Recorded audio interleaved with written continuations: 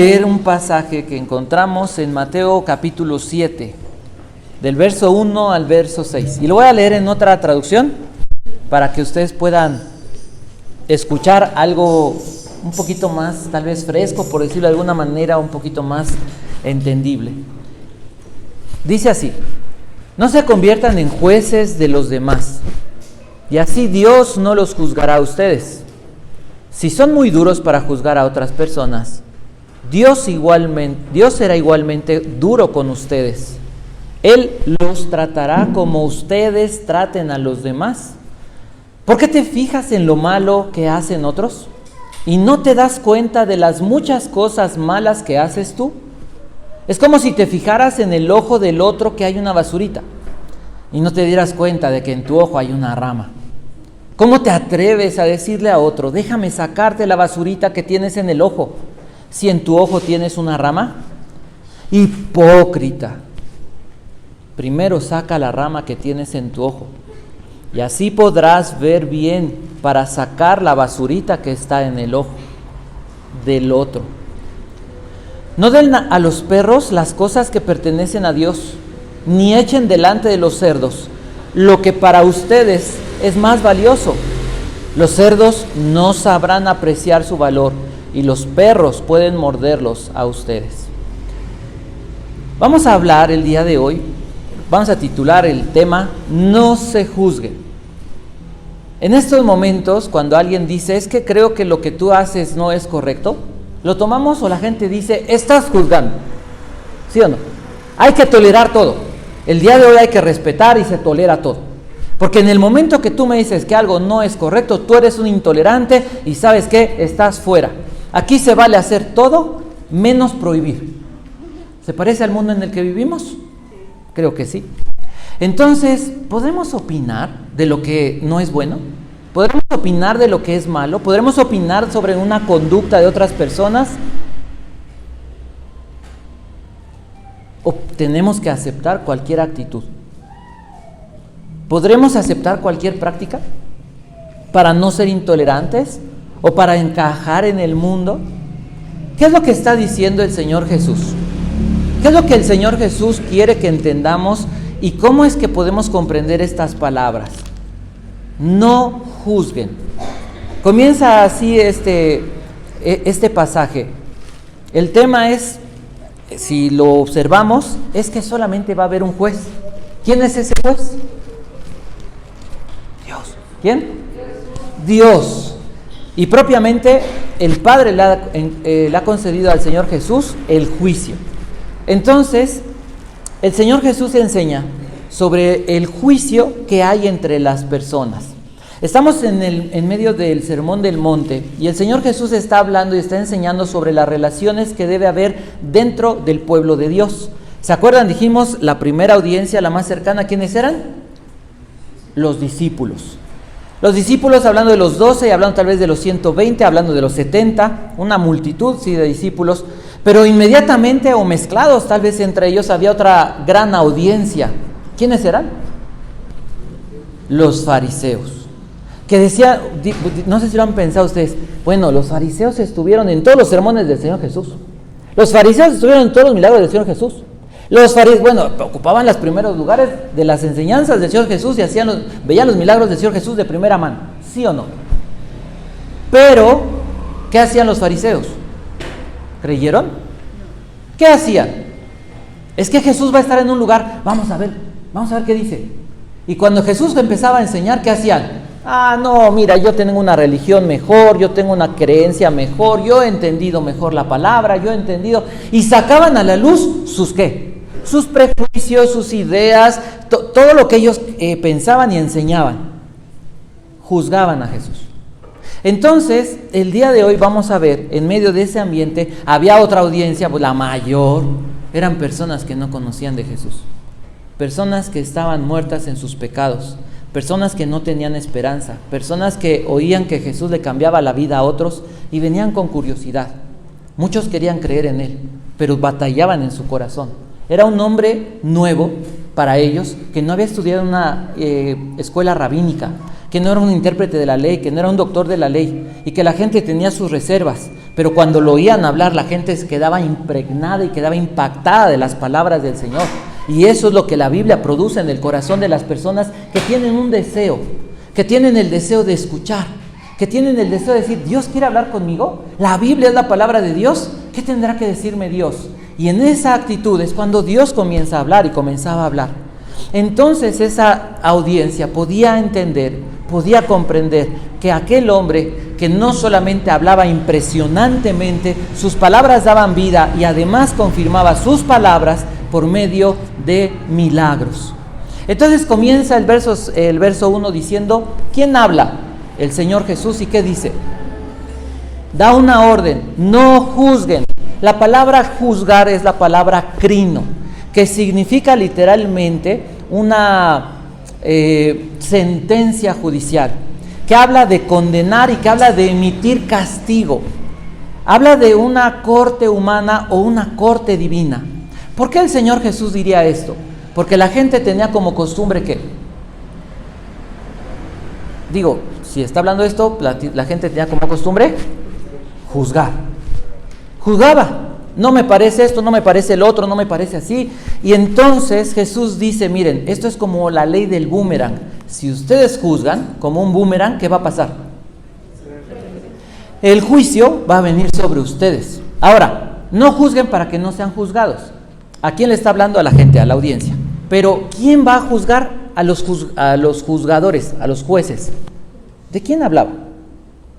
En el contexto podemos entender que habla de las personas. Si tú juzgas a alguien, si tú eres una persona que siempre estás juzgando, vas a ver que eso te va a empezar a pasar y después todos te van a juzgar a ti. Pero también y sobre todo Jesús hablando, Él se está poniendo delante de ellos como ¿qué? Como aquel que va a juzgar a todos. Entonces el juicio vendrá de los hombres y también vendrá de este lado llevan 10, de este lado como que no despiertan, de Dios. Entonces el verso 2 comienza el Señor Jesús diciendo que, porque con el juicio, ¿con qué juzgáis? Con la medida que miden, van a ser juzgados y van a ser medidos.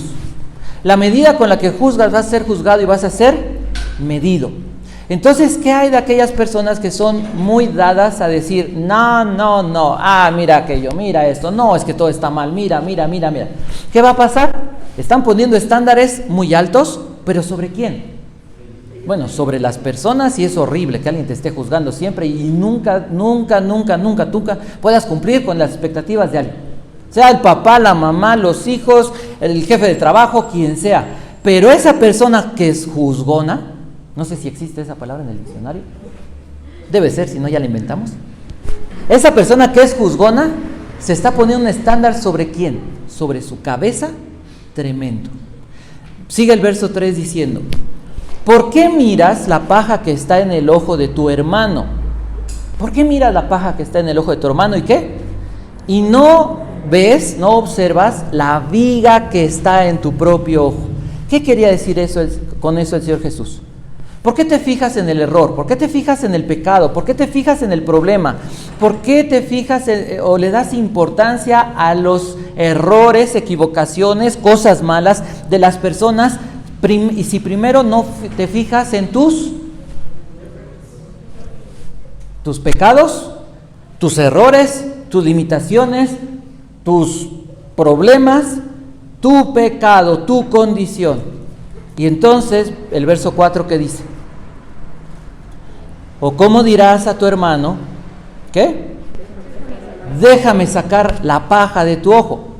¿Cómo? Aquí, ¿qué dice? No le digas a tú, no dice al prójimo, dice a tu hermano. Porque el juicio comienza generalmente una persona juzgona, ¿qué crees? Que empieza juzgando a su propia familia, su propia casa. Y de ahí para adelante. Dice, no juzgues ¿por qué juzgas a tu hermano? ¿Por qué no le dices a tu hermano, mira, déjame sacarte tu paja? Y dice, ¿por qué no primero entonces te fijas de la viga? Y pensemos en esto, a ver, si yo tuviera una basura aquí, ¿vería primero mi basura o vería primero la paja del otro? Pues primero tendría que pensar en que no veo nada porque la viga que tengo en el ojo me está estorbando, no me deja ver. Entonces piensen en esto. Yo quiero, o yo estoy observando, quiero ver lo del otro, cuando ya mi mente ya está ciega, ya está embotada. Quiero poder decirle a la persona, no me gusta tu combinación de tu ropa, pero mira, ni siquiera te fijas en cómo estás. ¿Cómo puede decirle a una persona, pensemos bien, que le quieres ayudar a que salga de su problema, si primero no fuiste al espejo de la palabra de Dios para entender lo que Dios te dice que está mal en ti? ¿Cómo? Es una locura, es ilógico. ¿Pero qué hacemos generalmente? No tenemos el tiempo, dejémoslo así. No tenemos el tiempo para venir a la palabra y ver en la palabra qué está diciéndome Dios. ¿Por qué Dios habla del juicio? Pues porque yo, y porque a lo mejor los de afuera son dados a juzgar. Espero que tú no. Pero la verdad, ¿qué hacemos? Oye, ¿ya viste eso? Bueno, sí, pero no, mira, yo creo que sería mejor esto. Úchala. Oye, ¿ya viste eso? No, yo creo que esto no me gusta mucho. Pues. Oye, mira, la esposa le hace su comida al esposo. No es testimonio. Y se queda la esposa así, tú, güey, estás comiendo, ¿está comiendo el esposo? Y la esposa espera así como diciendo, me va a decir hola, ¿no? Algo. Y el esposo termina, se para y se va. Y eso, le digo, no es testimonio, pero esto lo pueden ver en cualquier bonita casa. Y la mujer por eso luego se deprime. Y luego las mujeres por eso se enojan con su esposo y las mujeres dicen, es que este cuate ya. Y de verdad hay gente que dice, ya no quiero estar aquí, porque esta persona, porque este esposo, ni para decir gracias por educación. Entonces, imagínate que llega tu hijo y te dice, papá, saqué un 10. ¿Y qué le dices tú? Bueno, mira, el 10 está bien, pero no demuestra claramente que tú seas bueno, Porque el 10, pues el maestro, si le caes bien, te pone 10. Es que mira, puede ser mejor. Y entonces tu hijo, ¿qué dice? No manches. Y tampoco es testimonio, ¿va? Por favor, pidan, échenme la mano. ¿Y qué pasa? Dice tu hijo, bueno, entonces si el 10 no es suficiente, el 8 no es suficiente, el 7 no es suficiente, como entonces, ¿qué puedo hacer? ¿Te ha pasado? ¿Te pasó? ¿Les pasó? Pues yo creo que todos podríamos dar testimonio de que fuimos víctimas en algún momento, pero también, antes de decir, es que, ¿qué dice el Señor? Deja de quejarte y deja de ver la paja del otro, de que injusto, que malvado, ¿cómo se dice esa palabra? Ay, se me fue. Cuando uno es exigente, cuando uno es perfeccionista, gracias, público. Perfeccionista, ¿no? Y ponte a ver que tú ya estás juzgando a los otros. Las páginas del internet están llenas de personas y tienen un montón de audiencia que a las personas les gusta decir, y no vieron a aquel hombre que dijo, y entonces no, cristiano, debes de... Y paz, ¿no? Ya hacen pedazos a un hermano, y si no es hermano, nadie de nosotros sabemos si eso no es. Pero mientras no atente contra el Señor, o no atente contra la salvación, o no promueva el pecado, ¿yo por qué voy a exhibir a una persona? ¿Quién me puso por juez? Pero esos lugares comienzan a tener mucha influencia en la gente. Y no quiero seguir porque entonces ya me convertí en un juez. Pero nos damos cuenta que el juicio está en nosotros. No hay que buscar afuera, no hay que ver al de enfrente, no, es bien juicioso, no, mírame, tú no. No, ¿a quién tengo que ver primero? Dice el Señor Jesús. A nosotros. Y entonces dice en el verso 5, ¿qué dice? Hipócrita, saca primero la viga de tu propio ojo. ¿Por qué dice hipócrita? Porque habla de una apariencia, porque habla de alguien que es actor, porque habla de alguien que, cuando tú juzgas a otra persona, tú te estás promoviendo como alguien mejor que esa persona, ¿no? Porque si tú dices, es que se ve mal, es porque tú sabes que te ves bien y porque tú estás mejor. Y por eso mucha gente, para tener fama, para no ser juzgado, desvían la mirada de su vida, porque hay inseguridad, porque hay temor, porque hay muchas cosas, y entonces dicen, no, ¿ya viste? No, mira, camina chueco. No, ¿ya viste? No. ¿Sí o no? Entonces, cuando alguien juzga, pues la gente lo percibe como alguien que sabe, ¿no? Ay, no, mira, es que dijo, hoy no, sí es que dijo. Oye, entonces será, entonces está mal. Y entonces la gente manipula eso para sentirse y promoverse como alguien mejor que aquel que está juzgando o a todos los que está juzgando. Entonces, las personas somos muy dadas a mirar el error, la desventura. Seguro que le está pasando eso, porque seguro que hizo algo malo. ¿Sí o no? No, mira, es que ve cómo está. Sí, seguro que se metió. Dios por algo hace esto. ¿Sí o no? Los fariseos eran así. ¿Y se acuerdan que hemos dicho que todos llevamos el fariseo adentro? ¿Por qué la Biblia escribe esto? ¿Por qué Mateo escribe esto? Lo escribe después de que ha pasado, para advertirnos que no hagamos esto que está diciendo el Señor Jesús, porque todos nos parecemos o tenemos un fariseo adentro, todos somos bien religiosos y todos nos creemos mejor que los demás. Platiquen con quien quieran y siempre tienen una mejor opinión, ¿sí o no? Tú le dices a alguien, yo tenía una costumbre, todavía de repente se me va.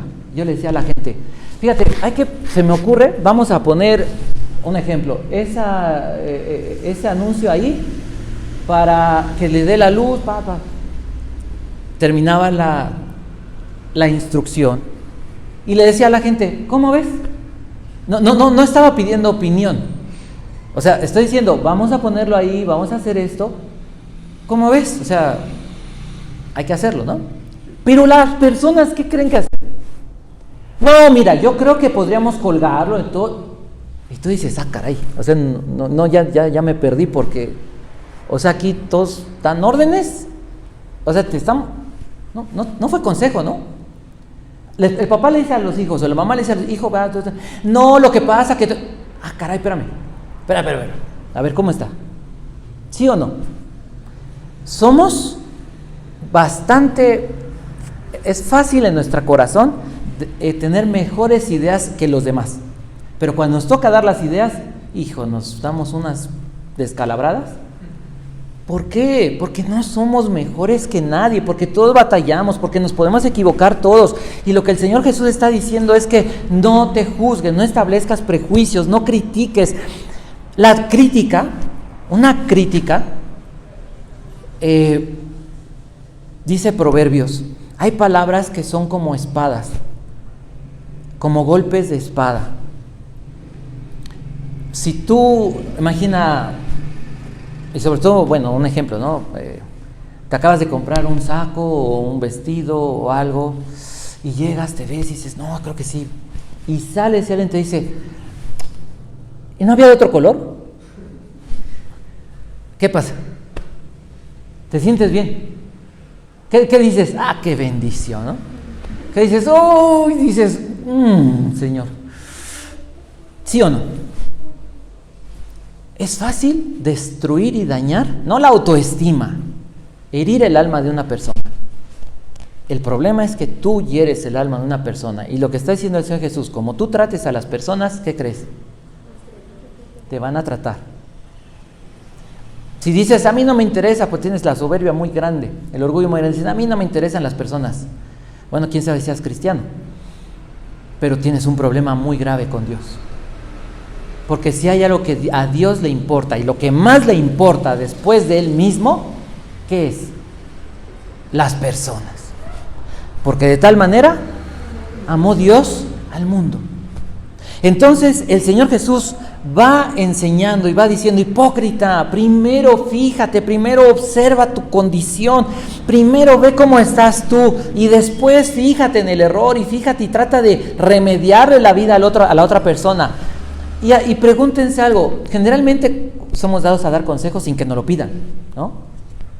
Decía alguien, tu consejo se parece mucho a la pizza. La diferencia es que la pizza yo la pedí, pero tu consejo no lo pedí.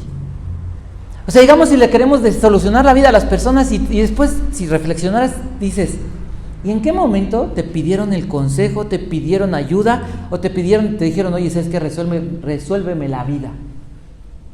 Pero nosotros ya tenemos como si fuéramos no salimos de nuestro problema pero ya estamos solucionando o creyendo que podemos solucionar el mundo, ¿sí o no?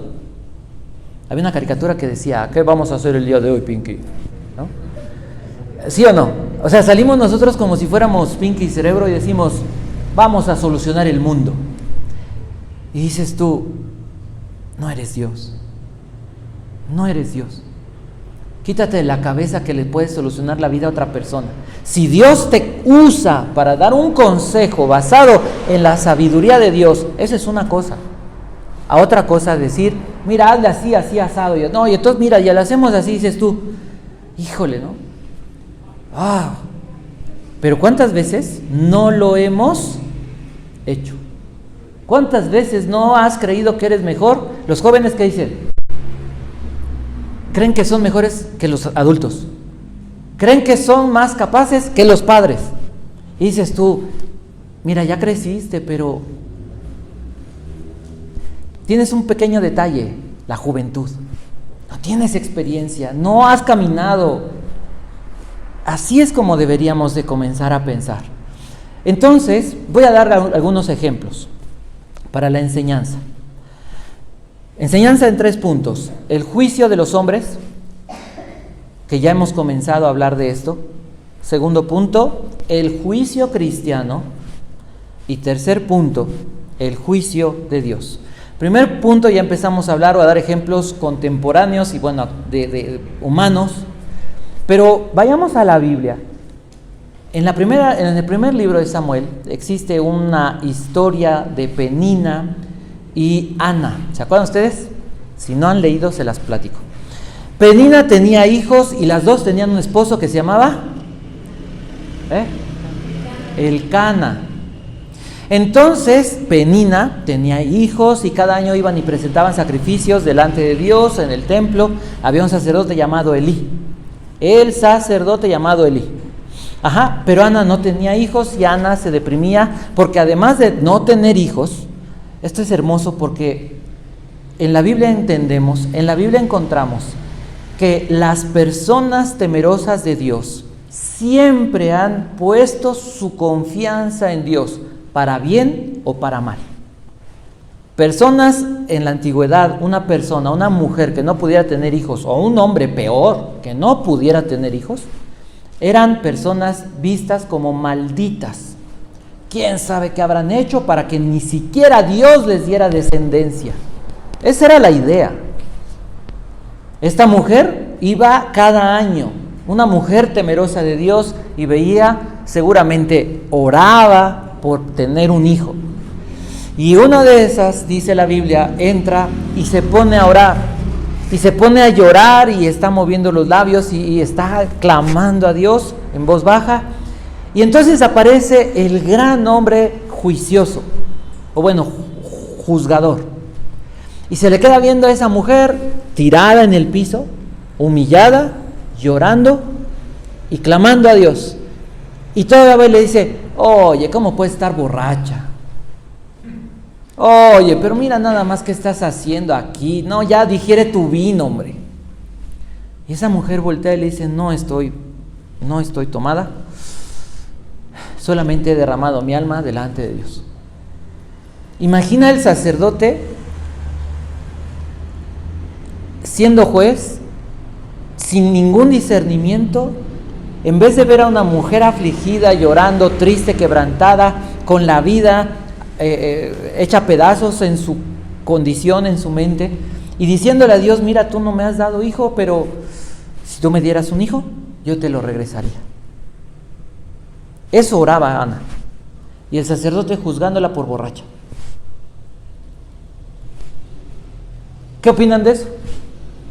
¿Cuántas veces nos hemos visto así? Bien cristianos, pero juzgando al que está mal. En vez de ayudarle, en vez de hablarle de Cristo, juzgando a todos. Otro ejemplo, igual entre creyentes. Penina no dice la Biblia que fuera creyente, pero creemos que sí, porque estaba con Elcana, su esposo, llevando sacrificios.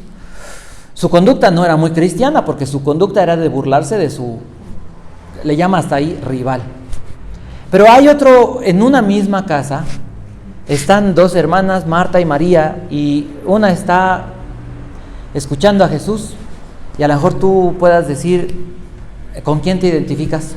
El Señor Jesús está enseñando mientras se supone está ahí juntándose la gente, porque va a haber un convivio, va a haber un banquete.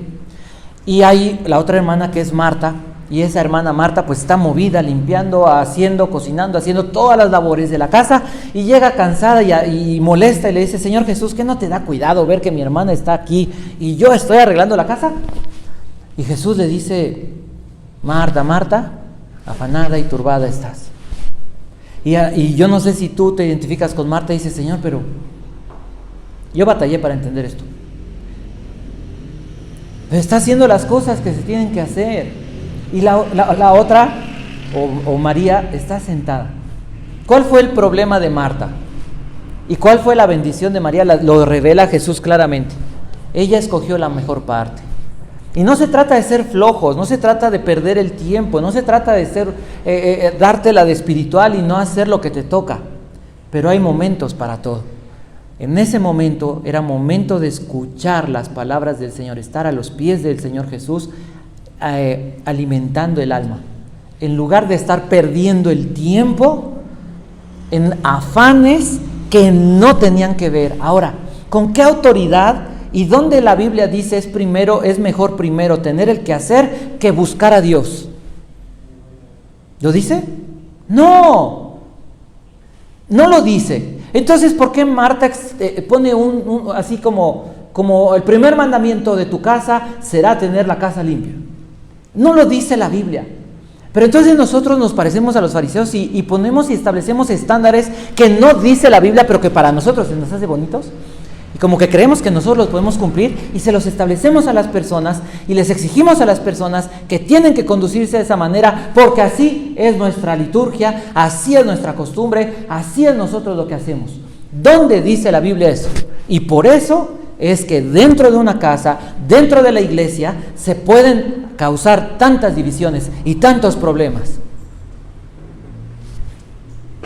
Porque a la gente se le ocurren ideas maravillosas que no dice Dios, que Dios no ha establecido como problemas.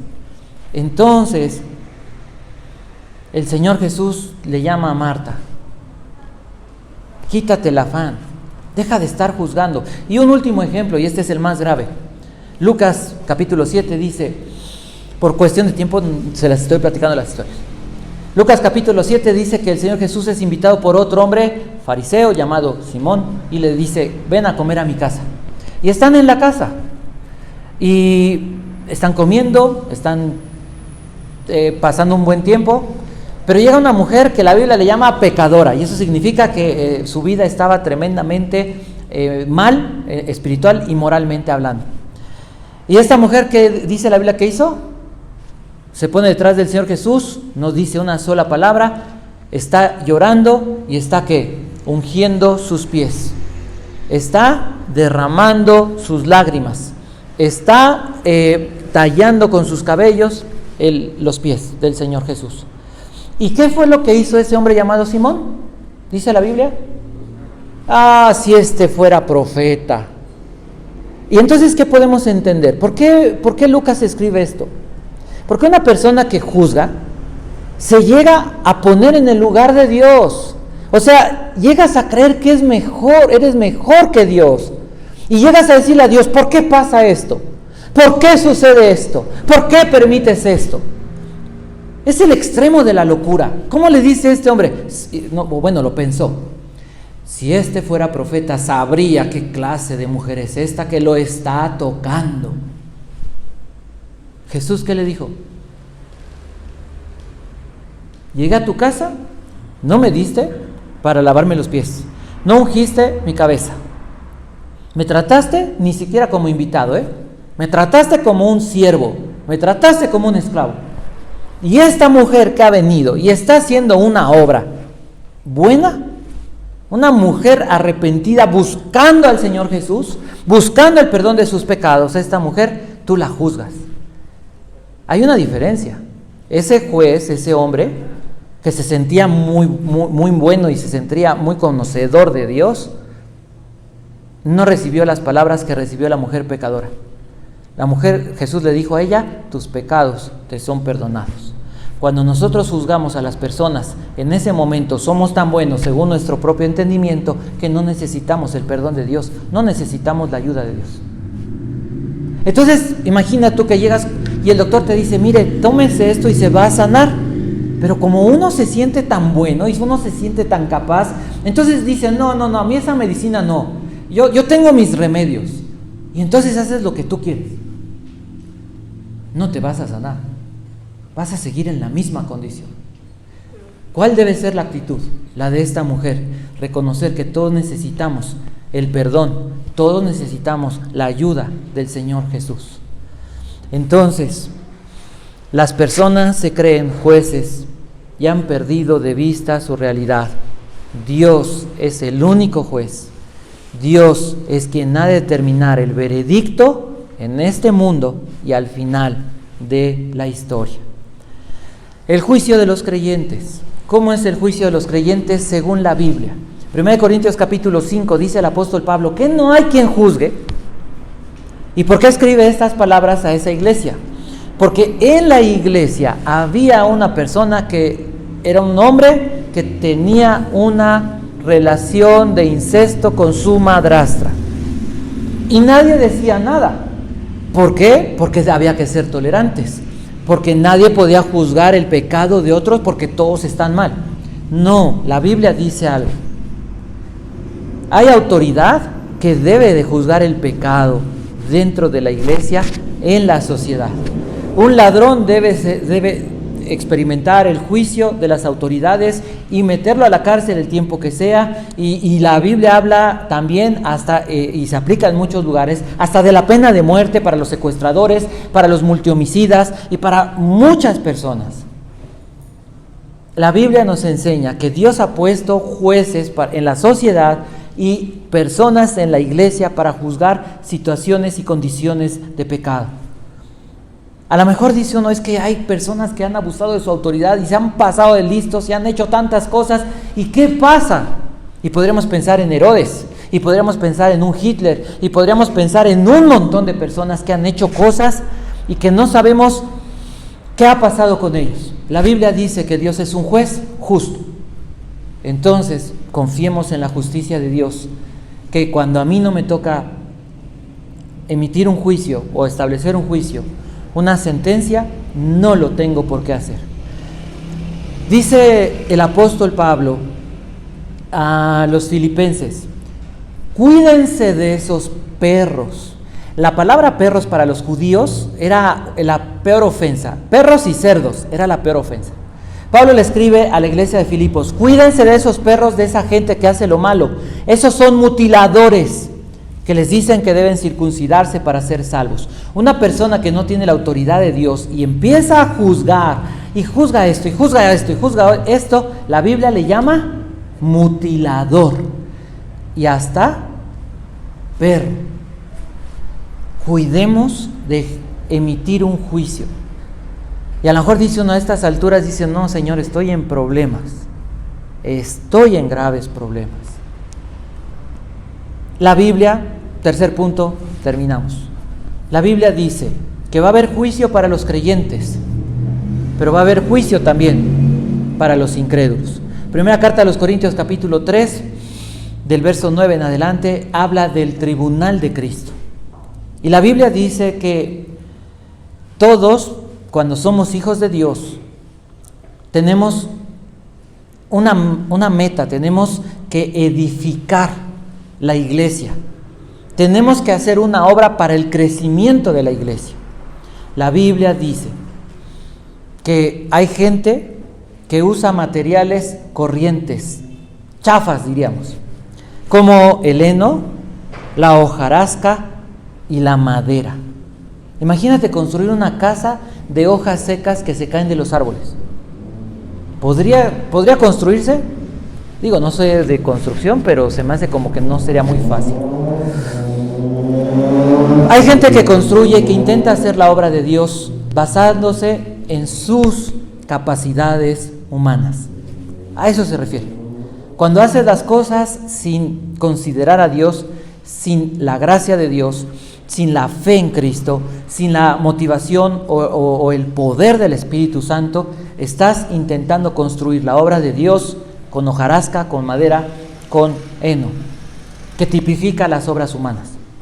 La Biblia habla en 2 carta a los Corintios capítulo 5 sobre el tribunal de Cristo y dice que todos compareceremos delante de Él y cada uno recibirá lo que haya hecho mientras estaba en el cuerpo. Entonces, ¿sobre qué nos van a juzgar? ¿Cuál va a ser el primer punto que Dios va a exigir de nuestra vida en el juicio? ¿Cuál creen? Esto se parece como a los exámenes profesionales, ¿no? Cuando uno busca así en el cielo, dice, Santo Padre, que baje la respuesta, ¿no? Romanos capítulo 8, verso 28 al 30. ¿Qué dice? Que fuimos predestinados para ser hechos a la imagen o moldeados a la imagen de Jesús. Lo primero que va a hacer Dios, lo primero que se nos va a preguntar es, ¿qué tanto del carácter de Jesús hay en mi vida? ¿Qué tanto me parezco al Señor Jesús? Así que, no, es que yo hacía muy buenas obras, yo soy bien buena gente, la gente me amaba.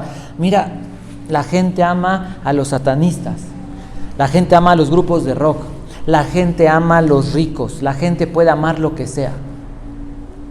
Lo que Dios nos va a juzgar no es si la gente te ama, no es si lograste muchas cosas, es qué tanto de Cristo hay en tu carácter. Eso es lo más importante. Segundo, la gran comisión: discípulo y hacedor de discípulos. Discípulo y hacedor de discípulos. Ese es el volante de nuestra vida. Eso es lo que le va a dar dirección a nuestra vida. El día que lleguemos delante del Señor, no seremos juzgados en ese sentido para condenación, porque ya somos salvos. Por la gracia de Dios nuestros pecados fueron perdonados, pero dice el apóstol Pablo, algunos avergonzados entrarán en el cielo porque no hicieron nada para Cristo. No hay nada de Cristo en sus vidas. Y piensa en eso. Si hoy tu jefe de trabajo, si hoy tu maestro, si hoy alguien que tiene autoridad sobre ti te dijera, oye, ¿qué hiciste con tu vida? Oye, ¿qué hiciste con...? Imagínate una esposa que su esposo le dijera, a ver, te dejé esto, ¿qué hiciste con el dinero? Es que lo que pasa que vi, mira, me dieron una oferta y entonces lo que pasa, o el esposo, ¿no? Que dijera, que la esposa le dijera, necesitamos esto y esto y esto y esto, y tú dijeras, ay, es que me lo gasté porque, ¿qué crees? Que estaban de oferta los tenis, entonces, pero, imagina cuando llegues al cielo y Dios delante de la gloria de Cristo y te diga, ¿qué hiciste con la vida que te di? No, bueno, es que tenía muchos problemas, Señor, tú sabes mi pasado, Dios, desde niño sufrí, no, tú no sabes, no, la vida imposible, la gente, cómo es mala, oh Señor, tú viste cuánto sufrí. Y te va a decir el Señor, y entonces, toda la gracia que te di, entonces, todos los dones que te di, o sea, ¿qué hiciste con tu vida? ¿Qué hiciste con esto que te di? ¿Qué hiciste con esto que puse en tu corazón? ¿Qué hiciste con mi palabra? ¿Y qué le vamos a decir? Es que la gente, ¿sí? No, es que el diablo, no pude arrebatarle lo que el diablo me estaba quitando. ¿Sí? ¿Eso es válido? Romanos 8:37 dice, después de decir que ni lo alto, ni lo profundo, ni los principados, ni potestades, ni lo pasado, ni lo presente, ni lo porvenir, ni la muerte, ni la vida, nada nos separará del amor de Cristo. Antes bien, somos más... No se lo saben. Más que vencedores. ¿No lo dice? Entonces, ¿vamos a llegar derrotados al cielo? La Biblia habla de una iglesia gloriosa y victoriosa, pero la Biblia habla también de un montón de gente que se dice cristiana y que no vive esa vida victoriosa, porque realmente o no cree en Jesús, no es salva, o la mayoría la mayoría va a ser que no sea salvo, porque Dios ha prometido que la vida del justo es como la luz de la aurora que va en aumento hasta que sea perfecto. La Biblia dice, con Cristo nadie pierde. Y tú dices, pero Pablo lo decapitaron. ¿Qué dijo Pablo? Vivir es Cristo y morir ganancia. ¿Lloró? porque ya estoy para ser derramado en libación, para ser sacrificado. 2 Corintios 4. ¿Y qué dijo? Pero he peleado la buena batalla, he acabado la carrera, he guardado la fe y me está reservada una corona. Ningún hombre que realmente ha sido salvo y se ha agarrado de Dios ha perdido. No hay pérdida, porque Cristo vive en nosotros y no hay quien pueda ni siquiera ponerse delante de Jesús. Jesús vive en nosotros. Jesús vive en nosotros. ¿Alguien pudo detener a Cristo, estorbar la obra de Jesús? ¿Qué dice la Biblia? Él vino a vencer lo que nadie de nosotros podía vencer. Y Él venció a la muerte, venció al pecado. Nadie vencía el pecado, pero Jesús lo venció. Y el diablo no es ni rival para el Señor. Entonces, ¿qué podemos ser? ¿Qué somos? Porque ya es un hecho consumado. En el ejercicio y en la práctica vamos madurando. No es que salgas hoy y digas ya no. Hay madurez, hay que madurar. Y es diario, y es diario, y es diario. Pero cada día debemos de experimentar victoria. Cada día debo de experimentar victoria. No pienses, pero es que si viene una prueba yo no aguantaría esa prueba porque yo no sé si podría, porque la verdad yo me reconozco. No pienses en el boleto de un tren que no ha llegado y que a lo mejor no llega. Enfócate en el día de hoy y glorifica a Dios y busca la gloria de Dios. Hace rato en la canción decía, y Mateo 6:34, busca primero el reino de Dios, su justicia, las cosas importantes para Dios, y déjale lo demás a Dios, porque lo demás vendrá por añadidura. Y vamos a terminar con esto. Apocalipsis 20 dice que un día estarán de pie delante de Dios, grandes y pequeños, y los libros serán abiertos, y los muertos serán juzgados por las cosas que están escritas en los libros. Y dice la Biblia, en ese momento, cuando vean delante del Señor, cuando se encuentren delante de Dios, no va a haber argumento para poder justificarse. En ese momento la gente se va a querer volver cristiana. En ese momento la gente va a querer pedir perdón. En ese momento la Biblia no va a ser aburrida. En ese momento no va a haber cosas más importantes que la Biblia. En ese momento la gente va a decir, realmente Jesús era el Rey.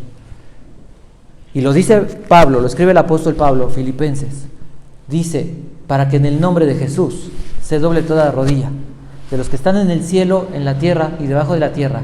Y todos, el diablo, los demonios, los hombres, todos nosotros, doblaremos nuestra rodilla y confesaremos, Jesús es el Hijo de Dios, es el Rey, es el vencedor, Él es el Señor. Pero ¿qué será de aquellos que no tienen a Cristo en su corazón? La Biblia dice que van a ser arrojados en ese lago de fuego, que arde eternamente. Que Jesús dijo, cuyo tormento sube, el humo de su tormento sube por los siglos de los siglos, y no tienen descanso ni de día ni de noche. Ese día la gente se va a llevar el susto de su vida. Porque el que diga, yo no creo en Dios, ese día se va a dar cuenta de su rebeldía, de su necedad, de su locura. Se dará cuenta que Dios fue el que lo creó. Que Jesús fue quien murió en la cruz para salvarlo y que se atrevió a decirle, yo soy mejor que tú y no te merezco. Igual que un ateo que dice, yo no creo en Dios. Soy el resultado de la química orgánica y de la biología. Ni siquiera entienden lo que dicen. La Biblia dice, profesando ser sabios, se hicieron necios. Y cambiaron la gloria del Dios incorruptible en semejanza de hombres. En vez de darle la gloria a Dios, se dieron la gloria a sí mismo. En semejanza de hombres, de cuadrúpedos y de reptiles. Por eso Dios los entregó a una mente reprobada para hacer cosas que no convienen. Una persona atea no tiene límite moral para una vida de degradación y una vida de condenación eterna. Ese día las personas dirán, yo tengo a esto, yo tengo esta imagen, yo tengo estas cosas. Ese día se darán cuenta que todos sus ídolos, que cualquiera de esas cosas no tiene la capacidad para justificarlos, no tiene la capacidad para salvarlos, porque el único que pudo vencer el pecado fue el Señor Jesús. La invitación es esta. Jesús dijo: cierra tus ojos. Porque de tal manera amó Dios al mundo. Porque de tal manera o tan grande fue el amor de Dios por todo tipo de personas. Cuando Juan escribe esto, unos meses antes probablemente de escribir el Apocalipsis, escribir las cartas, Juan lleva 60 años de ministerio, 60 años que vivió con judíos, que vivió con esclavos, que conoció gente libre, que conoció gente rica, poderosa, que conoció gente religiosa, que conoció gente que adoraba ídolos famosos como Diana o a los Césares. Conoció todo tipo de gente. Juan el apóstol conocía que había muchísimas razas, que había gente que no había oído de Jesús, que no vio a Jesús. Y Juan tenía un deseo: que todos conozcan que Jesús es el Hijo de Dios y crean en Él, para que tengan vida eterna. Y Juan escribe estas palabras citando al Señor Jesús, porque tan grande es el amor de Dios por todo tipo de personas, esclavos, libres, pobres. Había gente que no tenía para vivir, había gente que no tenía casa, había gente que no tenía dinero, había gente que no tenía familia, había gente que lo tenía todo, pero estaban hundidos, cargando un peso de la culpa que los iba a hacer pedazos, con vidas destrozadas. ¿Por qué? Porque no tenían a Dios. Y Juan les dice: no importa quién seas, no importa si eres de color, no importa si eres güero, si eres moreno, no importa si eres un esclavo, no importa si eres alguien libre, no importa si eres doctor o si eres comerciante, no importa si estás enfermo de lepra, no importa si tú tienes muchos dioses o crees en una religión, porque enfrente de Jesús, cuando dijo estas palabras, había un hombre que tenía una religión, un hombre de extrema importancia a nivel de nación. Se llamaba Nicodemo, un hombre religioso, conocedor, doctor, perito en la Escritura. Y Jesús le dijo: Dios ama a cualquier tipo de persona, no importa qué tan lejos te hayas apartado de Dios, no importa qué pecados hayas cometido. La Biblia dice: hoy es el día de salvación. Jesús decía: el amor de Dios por todo tipo de personas, que ha entregado, que ha dado a su Hijo unigénito, al único, para que todo aquel que en Él crea no se pierda, mas tenga la vida eterna. Hoy puedes tú darle la espalda a Jesús y seguir confiando en ti, en tus ideas, seguir creyendo que tus pensamientos son mejores que la Biblia, seguir creyendo que tus pensamientos y tu religión y tu creencia es mejor que la Biblia, es mejor que la palabra de Dios. Puedes seguir así, es tu derecho, pero al final serás juzgado. Y así como rechazaste a Jesús, así como dices: no lo necesito y no me interesa, ese día Dios te concederá la plenitud de tu decisión. Nunca más Dios se atravesará en tu vida y vivirás eternamente sufriendo el castigo de tus pecados, atormentado por la culpa de saber que Jesús dijo: no importa quién eres, no importa lo que hayas hecho, No importa que no tengas nada, yo te amo y doy mi vida por ti. Yo te diría, yo te animaría, deja la soberbia, el orgullo. Pídele perdón a Dios por ser juez. Pídele perdón a Dios por haber juzgado y creerte mejor que los demás. Y creerte tal vez mejor que Dios mismo. Y ríndete a Él. Imagina a un pobre que se encuentra con la persona más rica, con el rey. Y el rey le dice, no te preocupes más, te voy a ayudar. Imagina a un enfermo que no hay manera de ser sanado y que se encuentra con el médico de médicos, con el doctor de los doctores, con el Dios único, y que le dice, te voy a dar vida eterna, la muerte no va a poder obrar en ti, y te prometo darte un cuerpo perfecto, donde nunca más te vas a volver a enfermar y nunca más vas a pensar en el dolor y en todo el sufrimiento que trae la enfermedad. Imagina a aquella persona que esté sola, consumiéndose en su soledad, tal vez en vicios, inmoralidades, buscando el amor que nunca ha encontrado en el mundo y no lo va a encontrar, pero que se encuentra con alguien que le dice, con amor eterno te he amado y ahora te extiendo mi misericordia. He visto tu dolor y tu afán, he visto tu tristeza y tu soledad, y el día de hoy vengo a salvarte y vengo a decirte que no vas a estar solo, porque yo voy a estar contigo. Y cuando tengas que pasar por las aguas, no te vas a hundir ni te vas a ahogar.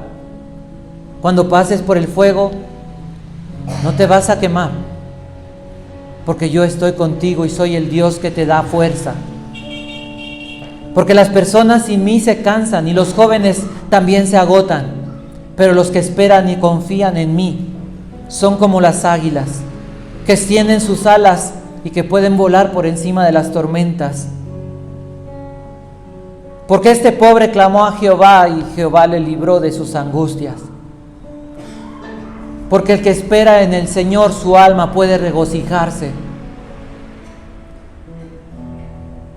Ven a Cristo. Deja la vida de soledad. Deja el pecado. Hoy sabes lo que has hecho porque el Espíritu Santo te lo ha mostrado. Tu conciencia te grita, arrepiéntete. La voz de Dios te dice, ven, ven. Cualquier persona puede venir, cualquier hambriento puede venir y comer de Él. Al sediento puede venir y beber de Él. Porque el alimento, porque la bebida, dice la Escritura, el Espíritu Santo que Dios da, en nuestro interior produce como una fuente de agua, como una corriente de agua que salta para vida eterna. De modo que nuestra vida, que tú serás saciado, pero Dios te usará para saciar la sed de aquellos que no le conocen. Porque Dios a través de tu vida llevará esa agua de vida a cada corazón. No solamente te va a salvar, sino te va a usar.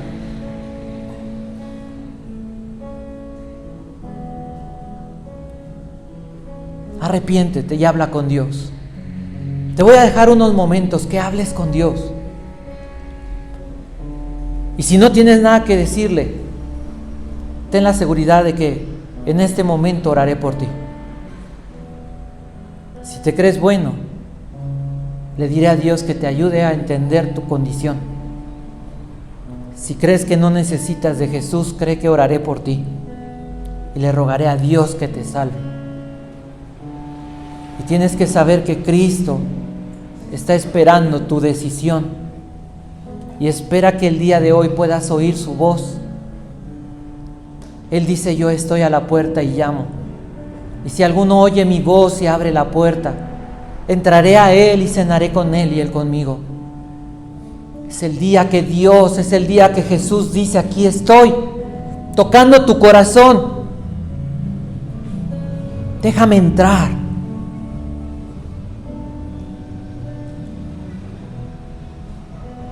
Piensa que el Creador, el Salvador, te quiere ayudar. Habla con Dios, con tus palabras. No hay que ser elaborados. Lo único que Dios quiere es que tú le digas: te necesito. Lo único que Dios quiere es que le digas: aquí estoy, así, sin nada que ofrecerte, con las manos vacías, con el corazón sucio, con una vida destruida, esperando que hagas el milagro que hiciste con el que está al frente, o el milagro que has hecho a lo largo de la historia con miles de personas. Sálvame. Habla con Dios.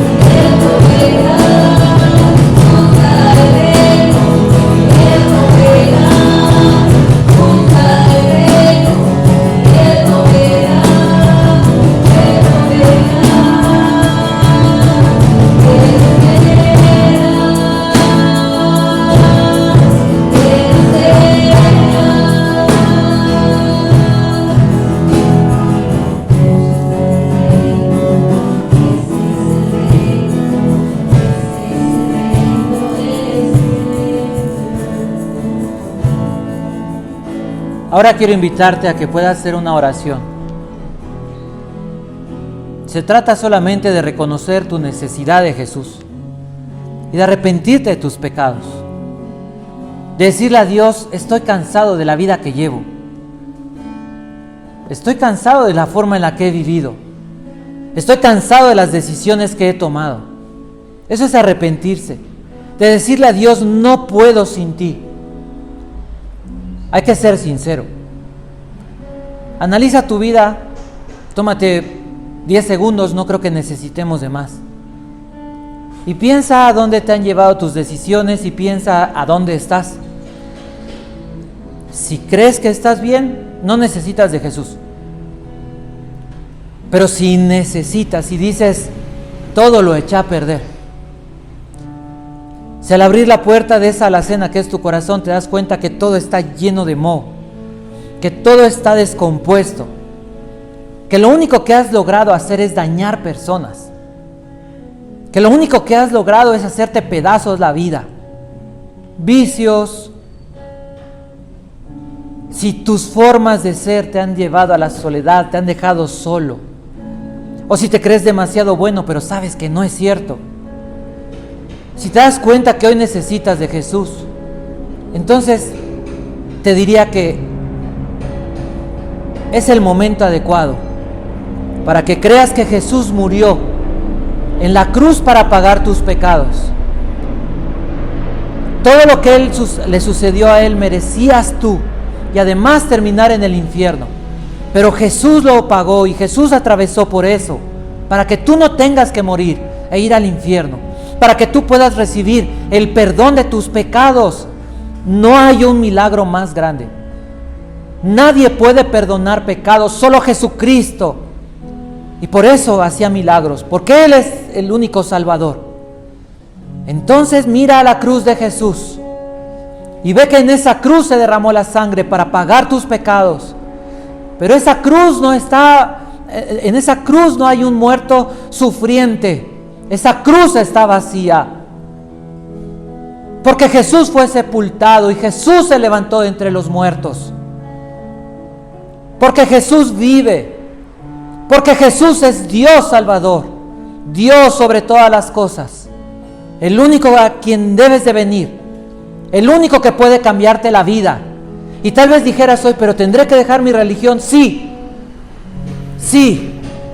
O Cristo o lo demás. Cristo es mejor. Cristo es incomparable. Pero ¿tendría que dejar mi tradición? Sí. ¿A dónde te llevó tu tradición? ¿A dónde te llevó tu religión?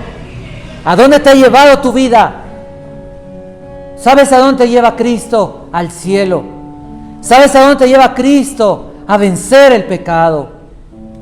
A una vida sin temores. A una vida de paz.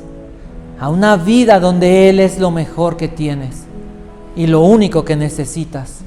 Dile conmigo estas palabras: Señor y Dios, en el nombre de Jesús, te pido perdón, Padre. Te pido perdón, mi Dios, por mis pecados.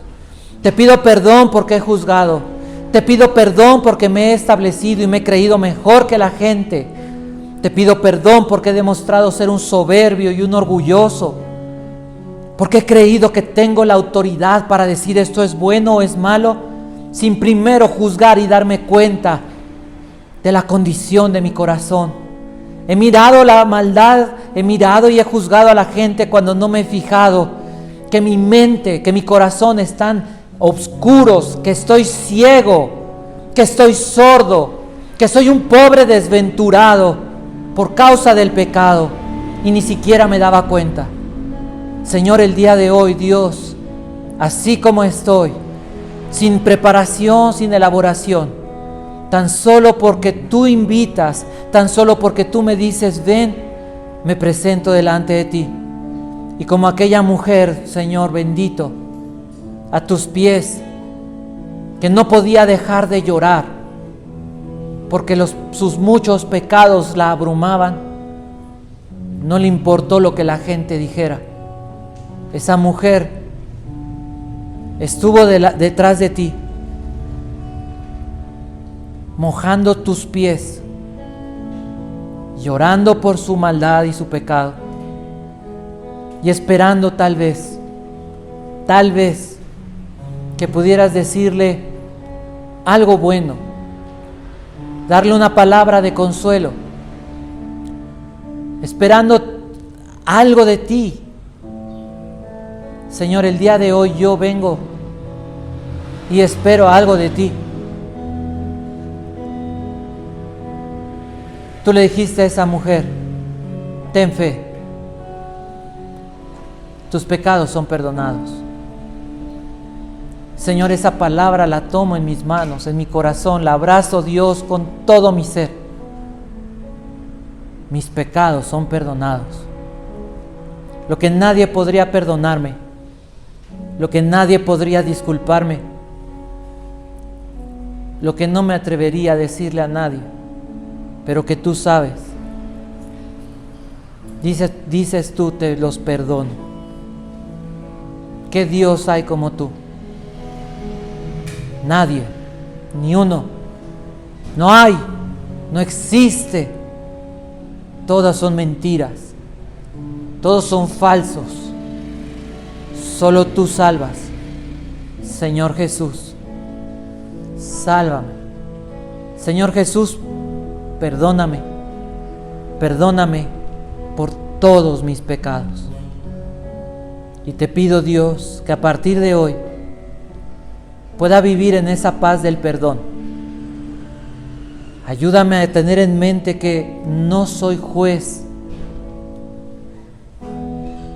que estoy más bien para ayudar, más bien para hablar de ti, no para condenar. Señor, el día de hoy te pido que me grabes en el corazón que un día te veré cara a cara y que me preguntarás qué hice con mi vida y con los dones que me estás dando. Permíteme llegar a tu presencia y haber usado con sabiduría y con poder esos dones, a vivir inspirado y guiado por el Espíritu Santo, y a vivir disfrutando, confiado, conectado en todo momento con tu presencia, Señor Jesucristo, para que el día que llegue no sea yo avergonzado, sino que pueda escuchar tus palabras: buen siervo y fiel. En lo poco fuiste fiel, sobre mucho te pondré. Entra en el gozo de tu Señor. Gracias por librarme del fuego eterno. Gracias, Dios. Gracias, Padre, porque no tengo que preocuparme del mañana, porque mañana tú estarás ahí. No tengo que preocuparme de al rato, porque tú estarás allí. No tengo que preocuparme de nada, porque tú estás conmigo. Siempre me ayudarás y siempre me sustentarás con la diestra de tu justicia. Por eso te doy gracias en el nombre de Cristo Jesús. Amén. Que Dios bendiga su palabra y la prospere en sus corazones.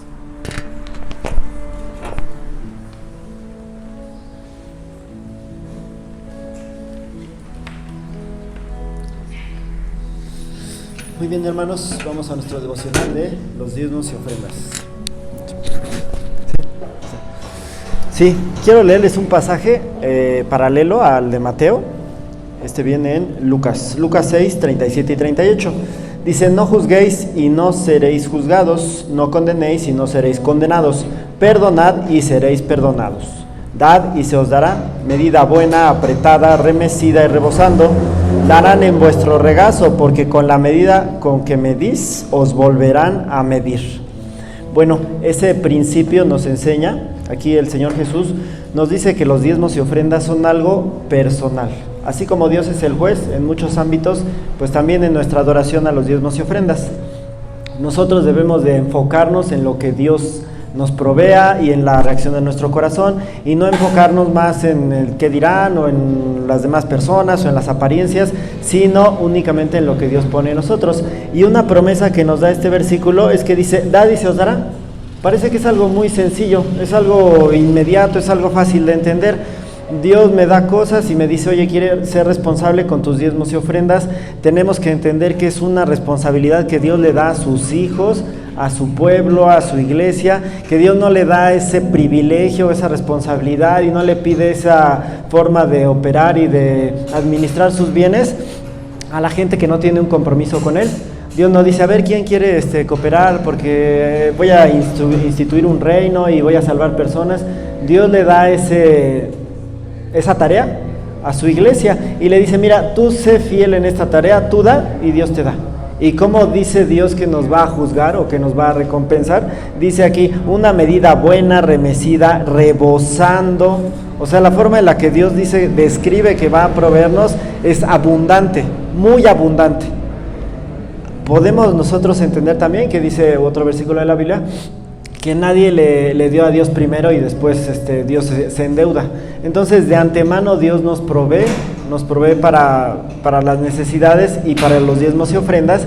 Y quiero terminar con un versículo, Lucas 16, les voy a leer del versículo 10 al 12. Dice, el que es fiel en lo muy poco, también en lo más es fiel. Y el que en lo muy poco es injusto, también en lo más es injusto. Pues si en las riquezas injustas no fuisteis fieles, ¿quién os confiará lo verdadero? Y si en lo ajeno no fuisteis fieles, ¿quién os dará lo que es vuestro?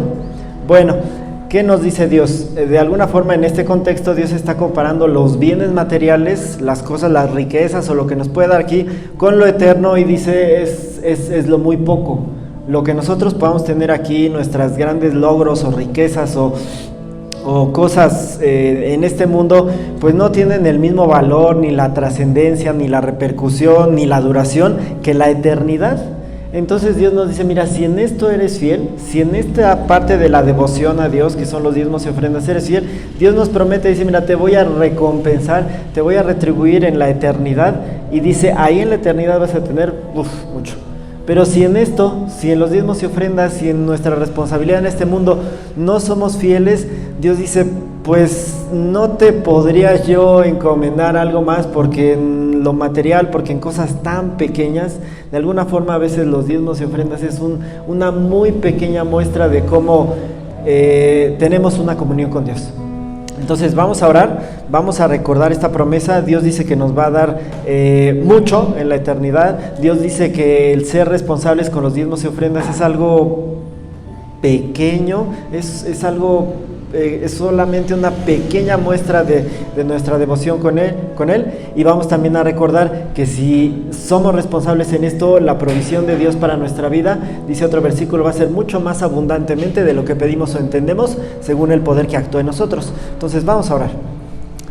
Padre Santo, te damos muchas gracias porque nos recuerdas en tu palabra, dice, dad y se os dará. Te damos gracias, Padre, porque de antemano nos proveíste bienes materiales y antes de eso, o más importante que eso, nos proveíste al Señor Jesucristo. Te damos gracias porque la muestra más grande de ser de lo dadivoso es que nos diste a Jesús y con Jesús la oportunidad de ser salvos. La provisión material también está incluida y también la hemos experimentado día a día. Y si nos has dado riquezas o nos has dado poco, dices tú, no nos vas a pedir cuentas de lo que no nos has dado. Nos pides que seamos responsables en los recursos que has puesto a nuestra mano y te damos gracias, Padre, porque dices tú que vas a darnos, si fuimos fieles en lo poco, tú nos vas a conceder más. Te bendecimos, Padre, te pedimos que recibas estos diezmos y ofrendas. Te damos gracias porque dices tú que amas al dador alegre. Te damos gracias porque para ti es un olor grato, porque tú lo tomas con amor, con contentamiento, porque te sonríes de que te rindamos esta parte de nuestra vida en adoración. Bendice estos diezmos y ofrendas y también dale sabiduría, dale provisión, dale una muestra abundante de tu poder a las personas que administran tus bienes. Y te damos gracias, Padre, por este tiempo de devoción y porque tu reino sigue avanzando. En tu nombre oramos, Jesús bueno, Jesús amigo, Jesús todopoderoso. Amén. Bueno, si quieren participar de este ministerio a distancia, en nuestras redes sociales vienen los números de cuenta y para que hagan transferencias y depósitos bancarios y vamos a continuar con el servicio. Muchas gracias.